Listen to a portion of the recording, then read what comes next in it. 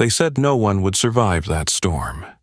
But somewhere beyond the edge of Pine Hollow, a German shepherd lay curled in a crumbling shed, her body shielding 3 newborn pups from the cold.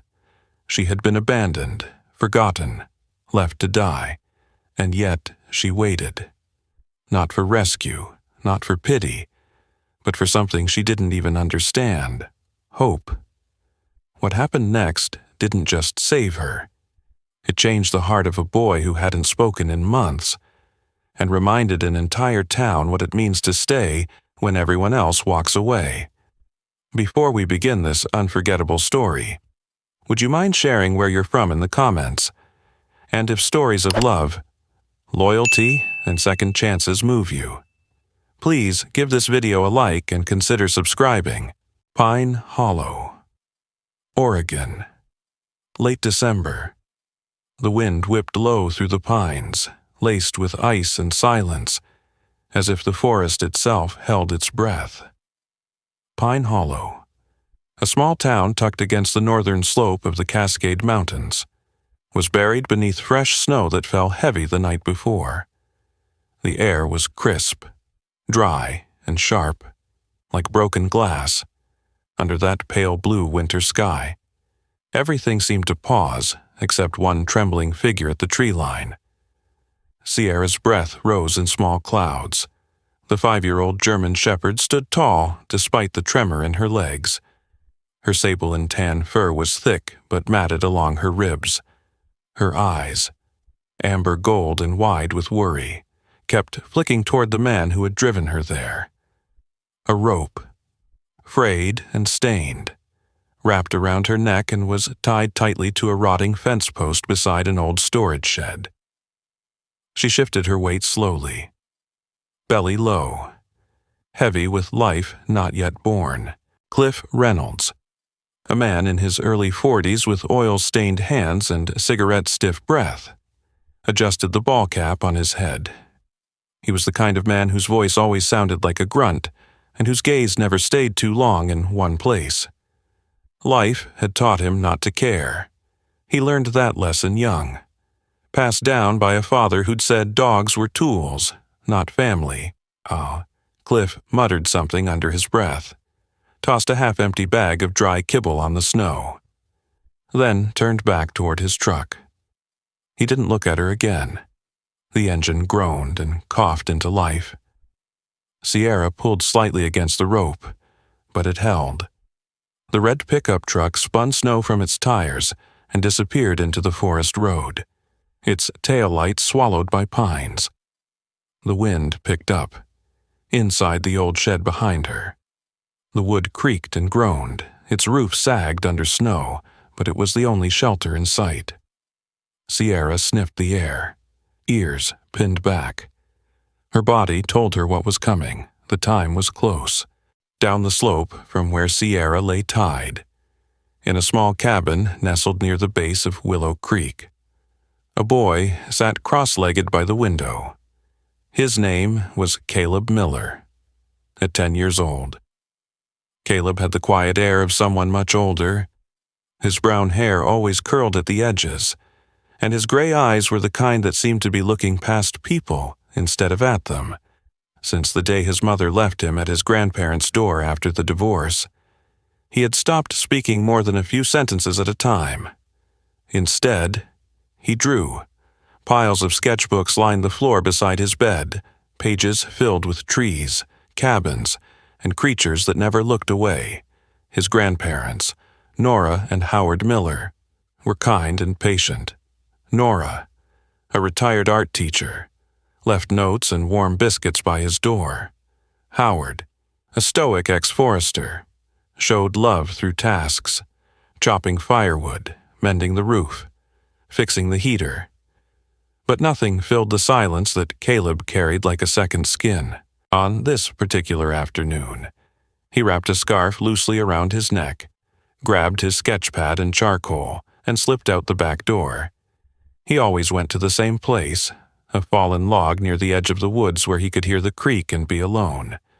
As he trudged through the snow, he noticed fresh tire tracks veering off the main path. Curious, He followed them for a while, until a shape by the tree line made him freeze. There, standing nearly still, was a German shepherd. Her fur was dusted with snow, her ribs faintly visible beneath the coat. The rope tethered her neck to a broken post. She didn't bark, she didn't growl, she only stared into Caleb's eyes, into his chest, maybe even further. Caleb's breath caught. Something inside him fluttered, fear, or recognition, or both. The dog's eyes didn't accuse him, they pleaded, but he was only 10 and scared. He backed away slowly, then turned and ran. His sketchpad fell into the snow behind him. Forgotten.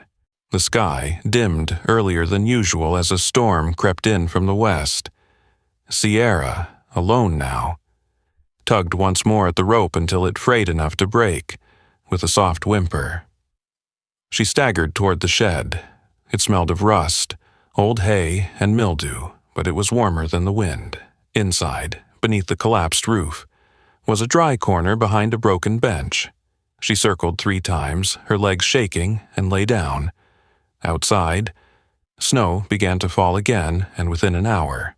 The first of her pups arrived, wet, small, squirming. She licked them clean with a mother's patience and curled her body protectively around them.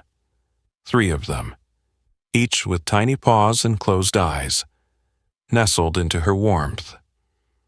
She didn't sleep, not that night. The wind howled through broken boards, but Sierra didn't move. She had been left behind, but she was not letting go. The snow had softened by morning, resting like a white quilt over the forest's shoulders. Pine Hollow remained hushed, the world wrapped in the quiet that follows a storm. From the slanted roof of the old shed, thin icicles hung like silver fangs, and inside, Sierra lay curled around her newborn pups. Her body, drained and aching, trembled with fatigue, but her eyes remained vigilant. The 3 pups, 2 sable like her, one with a creamy coat and darker paws, nuzzled against her belly, blind and helpless. Sierra's breath was shallow but steady. Hunger gnawed at her ribs, and every muscle ached from labor. Still, she had not moved from her spot beneath the broken bench. Every creak of the wind outside made her ears twitch. Her world had become a small circle, the pups at her belly, the corners of the shed, and the door she watched with unwavering focus. That same morning, Caleb sat at the kitchen table, staring at his plate. A half-eaten slice of toast grew soggy in a pool of syrup. Across from him sat Nora Miller, his grandmother, her silver hair tied in a loose braid down her back. Nora, once an art teacher before retirement, still wore bright shawls and paint-stained cardigans. She had the patience of moss and the strength of stone, traits hardened by losing her only daughter to divorce court papers and the road west. "Did you get far in your drawing yesterday?" she asked gently, sipping her tea. Her voice always held warmth, but never pressure. It was like the way she painted, letting the brush move only when the canvas was ready. Caleb shrugged, then shook his head. He hadn't even remembered dropping the sketchpad. His mind was still caught in that gaze, the German shepherd in the snow, her belly heaving, her eyes burning with something ancient and deep. Not just pain, not just fear, a plea. Howard, his grandfather, sat near the window, oiling an old lantern, a man of few words. Howard had broad shoulders and a jaw made for silence. He'd once worked as a forest warden, and even in retirement, he kept to habits, checking the woodpile, tapping barometers, scanning the treetops. He noticed everything, especially the way Caleb had been quiet since yesterday. After breakfast, Caleb bundled up in his red winter coat and tucked 2 pieces of leftover bacon into a paper napkin. He slipped a second scarf into his pocket and filled an old thermos with warm water. Without a word, he stepped outside. The sun was pale, casting long blue shadows through the trees. Caleb followed his own footprints from the day before, leading through the drifted trail, past the frozen creek, to the place where the woods opened slightly. The shed came into view, hunched and sagging under snow like an old man kneeling in prayer. He hesitated. Then he stepped closer, slowly, one foot crunching after the other. The memory of those amber eyes kept him going. They weren't the kind of eyes that forgot. Inside, Sierra stirred. Her ears caught the sound of steps first, not heavy like the man who'd left her, but small, unsure. She lifted her head, lips pulling back slightly in instinct, but didn't growl. Her pups whimpered softly. Then the boy appeared in the doorway. She tensed. Caleb stopped just beyond the threshold. He didn't cross the invisible line. He slowly knelt, opened the napkin, and set down the bacon on a flat stone just outside. Then he unscrewed the thermos and poured warm water into a plastic lid, sliding it closer. Sierra stared at him. Her body still shivered, but her growl never came. Her gaze flicked to the food, to the water, then back to the boy. He didn't speak. He only placed a second scarf beside the food, a faded blue one he hadn't worn in years. Then he backed away, step by step, until the shed swallowed her from view. That night, Caleb picked up a pencil for the first time in 2 days. He drew her, not as a beast or a shadow, but as she had looked in that moment. A creature of strength wrapped around softness, eyes glowing beneath a broken roof, as he shaded in her fur. A quiet smile tugged at his lips, one his grandmother noticed from the doorway but didn't mention the next day. Nora found him stuffing old sandwich meat into a bag. "You heading into the woods again?" she asked gently. Caleb nodded. "You seeing something special out there?" After a pause, he finally whispered. She waited. Nora didn't press. She simply smiled, walked over to the pantry, and added a small jar of peanut butter and 2 boiled eggs to his bag. "You might want to bring her a name next time." "2," she said with a wink. Caleb blinked. Then, for the first time in months, he chuckled softly. Sierra watched him again that afternoon, this time. She didn't move when he sat on a nearby tree stump. He didn't bring food immediately. Instead, he just sat and drew, eyes darting up now and then. The pups had grown a little stronger. One tried to lift its head and fell sideways. Sierra nudged it back gently. At one point, Caleb spoke, just a whisper. "You're not like other dogs." "Are you?" Sierra tilted her head. He looked down at his sketchbook and added the finishing line to her tale. Then, slowly, Sierra stretched her neck forward. Her tongue licked the lid of the water bowl once, then twice. She didn't take her eyes off him. And that was the moment, silent and small, when the wall between them cracked. The blizzard swept through Pine Hollow like a white beast unleashed, battering rooftops and bending the tall pines until they groaned. Snow blew sideways across the open fields and wooded trails, erasing footprints almost as soon as they were made. Inside the Miller cabin, windows rattled in their frames, and the wood stove hissed with every new log thrown in.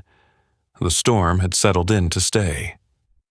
10-year-old Caleb stood quietly in the mudroom, stuffing a wool blanket into his backpack. He moved like a shadow, cautious not to draw attention. He knew the storm was dangerous. He could feel it in the way the air stung his nose, and how the wind rattled the door like it wanted in. But his mind was already out there, with Sierra.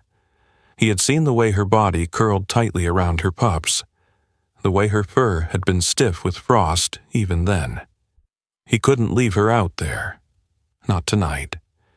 He opened the fridge slowly and grabbed a half-empty bottle of milk, then poured it into a thermos. The house was quiet. Nora was resting in the living room, and Howard had gone out to check the chicken coop earlier. Caleb zipped up his coat, pulled his hood low, and slipped out the back door without a word. Outside, the snow was waist-deep in places. Each step forward was a small battle.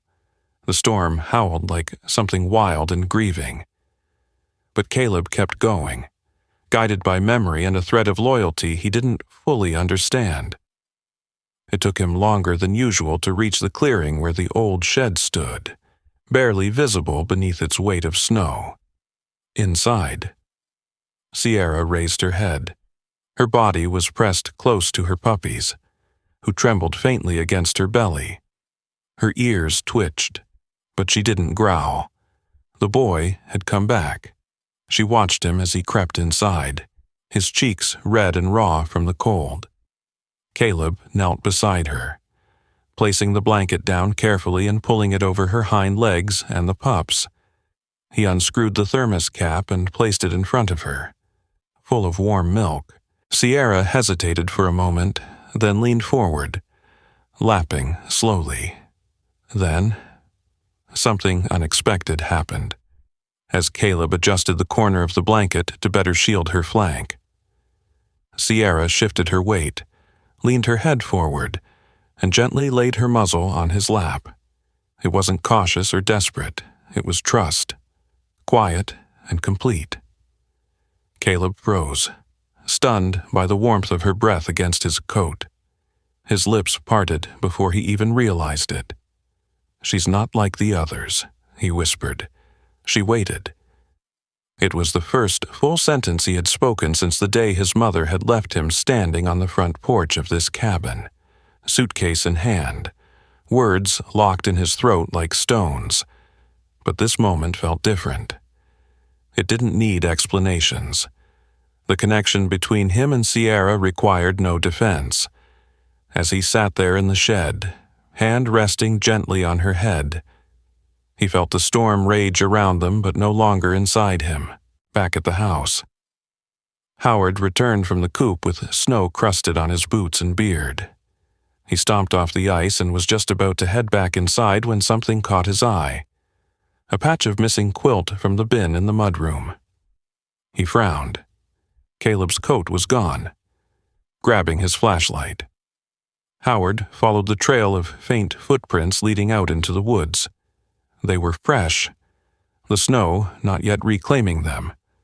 Worry began to pinch in his chest. He knew the dangers out there. The cold didn't care how young or old you were. He moved quickly, the wind biting at his skin, until he spotted the faint shape of the shed. The door was slightly ajar. Howard stepped forward, peered inside, and stopped. There was Caleb, hunched beside the dog he'd only heard whispers about from Nora. The German shepherd's body was curled around 3 tiny puppies, the blanket from their house draped across her, and Caleb was sitting close. Not frightened, not hurried, but calm. One hand resting lightly on the dog's shoulder, the other still clutching the empty thermos. Howard didn't say anything. He stepped back quietly, letting the door close on its own. There would be time to talk later. For now, there was only understanding. The morning after the storm, the forest held a strange hush. Pine Hollow lay beneath a fresh white blanket, glittering in the soft light of a winter sun that did little to warm the air. Ice crusted the window panes of the Miller cabin, and thin wisps of chimney smoke curled into the sky. Inside, the air smelled of cinnamon and ash. Caleb sat quietly at the kitchen table, a bowl of oatmeal growing cold in front of him. His eyes were distant, not from sadness, but from something deeper, worry. Howard stood at the counter, filling a thermos with broth. He was still wearing his heavy coat and wool hat, his boots streaked with salt and ice. His face was unreadable, the kind of weathered expression carved by years of forest patrols and hard winters. He had said little since the night before, when he'd followed Caleb's footprints into the storm and found him beside a dog and her newborns, wrapped in silence and something else, something sacred. He hadn't scolded the boy, not after what he saw, but his silence had weight. Nora, her hair pulled into a low knot, was stirring soup on the stove. She was petite but moved with a grace that made her feel taller.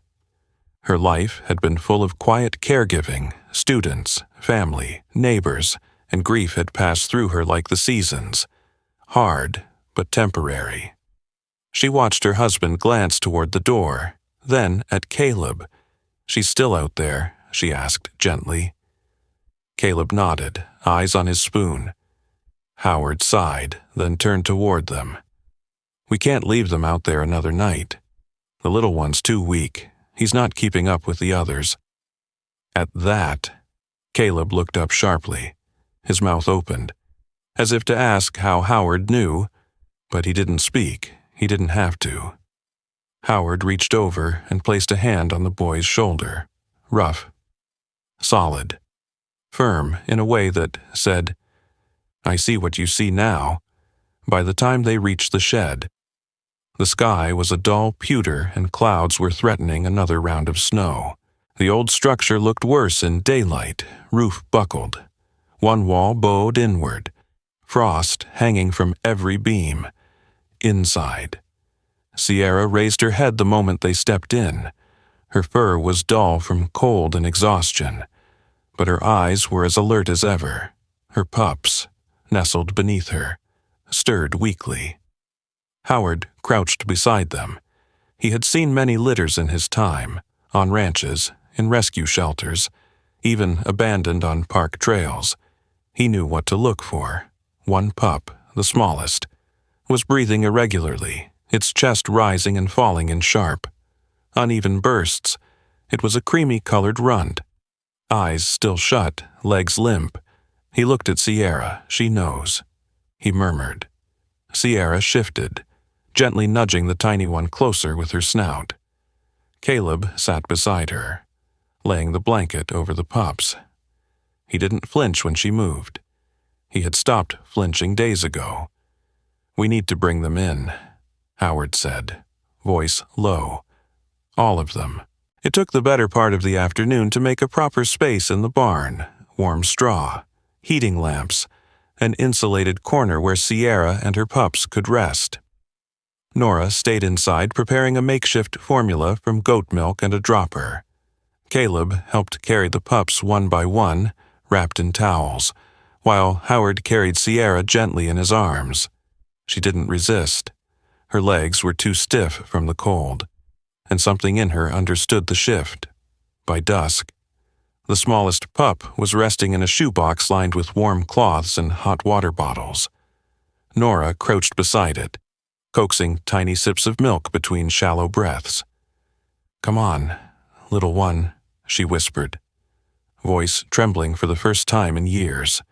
"Not today, not like this." Sierra stayed curled nearby, eyes fixed on the box. Caleb sat on the floor, knees tucked to his chest, watching every breath. Howard leaned against the doorframe, arms crossed, saying nothing. Minutes stretched into an hour. Then the pup gave a small, whimpering cry. Its legs twitched. Nora gasped. Caleb's face lit up for the first time in months, and Sierra let out a low, almost imperceptible whine, half a sigh, half a prayer. Howard finally spoke. Tough little guy, that night. The barn glowed with warmth and life. Sierra nursed her pups. The runt nestled closest to her chest. Caleb refused to leave her side, even after Nora called him in twice. Eventually, Howard brought him a sleeping bag and a pillow, muttering, "You're not going to win against this one." They didn't talk about it. But something had shifted. Later, when Nora brought out a small bowl of stew for Howard, she sat beside him on the porch. "You saw it, didn't you?" she asked. He nodded. "She's not just a dog." "No," he said, voice thick. "She's something else. and she's what he needed. The next morning, as pale sun lit the frost outside, Caleb came into the kitchen with straw in his hair and sleep still clinging to his eyes. He poured himself a glass of orange juice, sat down at the table, and picked up a pencil. Howard looked up from his newspaper. "You sleep out there?" Caleb nodded. "She doing all right?" "She didn't sleep much," Caleb said softly. "She kept licking his ears to keep him warm." Howard raised an eyebrow. "That little pup." Caleb smiled faintly. She knew he was the weakest. She stayed awake for him. There was a pause. Then Howard said, more to himself than anyone else, "She's not like the others." Caleb looked down at his drawing, Sierra's face in profile, eyes lit like firelight. He nodded once. She waited. The summer sun had settled softly over Pine Hollow, casting long golden rays across the green hills and whispering pines, where once snow lay heavy and still. Wildflowers now bloomed defiantly between stones and fence posts. The forest, no longer shivering, stretched with renewed breath. At the edge of town, the Miller cabin wore ivy along its walls like an old badge of patience. Its windows flung open to let in the light and the laughter that hadn't been heard there in years. Sierra lay on the porch in the shade of a wooden beam, her thick sable and cream coat brushed and gleaming. Her eyes followed the sound of young feet thudding through the yard. The 3 pups, now 5 months old, wrestled in a heap of wagging tails and soft growls, the smallest of them. The runt they'd nearly lost had grown into a surprisingly quick and clever little male with a distinct dark patch on his forehead. Caleb had named him Finn, after a character in one of his favorite books. The other 2, Luna and Scout, chased after butterflies with boundless delight. Sierra lifted her head as the screen door creaked open. Caleb stepped out, holding a rolled-up piece of paper and a backpack slung over one shoulder. At 11 now, he had filled out some not taller, not stronger, but steadier. His cheeks were less hollow, his posture straighter. The shyness hadn't left completely, but something in him had rooted deeper. There was voice in him now, voice and direction. "She's gonna love it," Nora called from inside, wiping her hands on a dish towel. Her hair was tied back in a loose knot streaked with silver, and her glasses rested on the tip of her nose. "She's not a fan of standing still," Caleb said with a small grin. "She's a principal," Howard muttered from behind the newspaper at the kitchen table. "Comes with the job." Howard hadn't changed much. Still stoic, still quiet, but he had started joining in on walks and even came down to the school during art shows. He never said much during those events, but his presence always lingered long after the crowd left. Today was special. Caleb was presenting his first art piece for the school's annual Voices of Home project, an event where each student shared something that represented family. His classmates brought photos, models of houses, or posters filled with smiling faces. Caleb had drawn Sierra. Not just Sierra, but a portrait of her in the blizzard, curled around her pups in the ruined shed, her eyes full of fire and softness, strength and silence, at the top of the piece. In charcoal script were the words. She didn't run when the world turned away.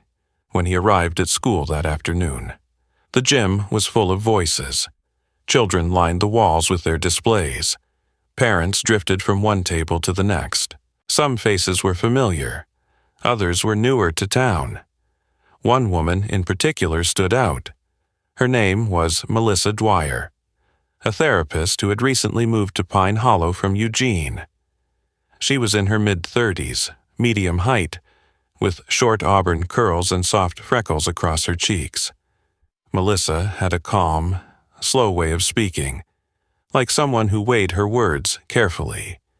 She had come at the invitation of the school counselor, curious about Caleb's recent progress. When she reached his display, she stopped. "Is this your work?" she asked. Caleb nodded. He didn't speak right away. Some habits die slower than others, but he didn't look away either. Melissa crouched to his level. "Tell me about her." "She's Sierra," Caleb said. "She waited for me." Melissa smiled. Has she always been this special? Caleb thought for a moment. No. She just became who she was supposed to be. That answer lingered. 2 weeks later, Sierra began visiting Pine Hollow Elementary once a week, not as a pet, but as a therapy dog, with Melissa's help and the school's approval. She sat quietly during reading time, laid beside kids with anxiety, and listened as shy voices like Caleb's began to fill spaces that used to echo with silence. Word of her spread quickly. A feature in the local newsletter titled "The Dog Who Waited" brought visitors to the school and donations to support more therapy animal programs. People who had passed by the Miller home for years without stopping now brought biscuits and stories. And everywhere she went. Sierra wore a simple red collar, a new one, stitched by Nora, to replace the rope that once bound her in the cold. One afternoon in August, as the sun began to dip behind the ridge, Caleb sat beside Sierra on the porch. The pups had wandered off into the yard, tired from chasing grasshoppers. He leaned against her shoulder, silent but peaceful. "You know," he said softly, "I used to think family meant being born into something." Sierra tilted her head slightly. "But now I think maybe it's more about who stays when things fall apart." She let out a gentle huff and rested her chin on his knee, behind them. Nora stepped outside with 2 glasses of lemonade and passed one to Caleb. "You're not wrong," she said. Howard, from his usual chair by the door, added without looking up, "Sometimes, the best family's the one you find in the snow." Caleb took a sip and smiled. Inside the house, his drawing of Sierra had been framed and hung by the fireplace, a quiet testament to what had been saved, what had been built, and what had been chosen. Sometimes, when the world turns away, what remains is not weakness, but grace. Sierra didn't run. Even when abandoned, she stayed, she waited, and in her waiting, she healed not just herself, but a boy who had forgotten how to speak. That's the kind of quiet miracle we so often overlook. But maybe it's in those quiet places, beneath broken roofs, in the arms of an old barn, or under the watchful eyes of a faithful dog, that God whispers the loudest. In everyday life, we might not face blizzards or abandoned sheds, but we all carry something heavy: loneliness, fear, heartbreak. And just like Caleb, we long for someone or something that doesn't leave when things get hard. Sometimes that comes in the form of a friend. Sometimes it comes in the form of a dog. And sometimes it comes as a sign that God hasn't forgotten us. So if you've ever felt left behind, take heart, you are not alone. The one who made the stars also made the hearts that stay behind to wait for us. That's not just love, that's divine love. If this story touched your heart, please leave a comment below, share your thoughts, or write Amen if you believe in the healing power of love, loyalty, and second chances. May God bless you, your home, and those who are waiting to be found. Comment your prayers. Share this story with someone who needs hope. And don't forget to subscribe to the channel for more real-life miracles that warm the soul. Together, let's keep faith alive, one story at a time.